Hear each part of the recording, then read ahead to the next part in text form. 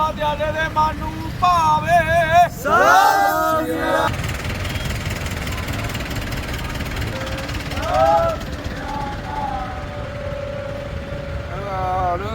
ਅਕਾਲ ਬੀਬੀ ਬੋਲ ਅਕਾਲ ਅਕਾਲ ਜਾਵੇ ਫਤਿਹ ਪਾਵੇ ਨਿਹਾਲ ਹੋ ਜਾਵੇ ਬਾਬਾ ਮੇਜਰ ਸਿੰਘ ਛੋਟੀ ਦੇ ਚਰਨਾਂ ਕਮਲਾਂ ਦੇ ਮਨ ਨੂੰ ਭਾਵੇ। ਅਕਾਲ ਬੀਬੀ ਜਗਾਰਾ ਛੱਡਦੇ ਸਾਡੂ ਨਾਲ ਵਾਲੀ ਜਗਾਰਾ ਨਹੀਂ ਛੱਡਦੇ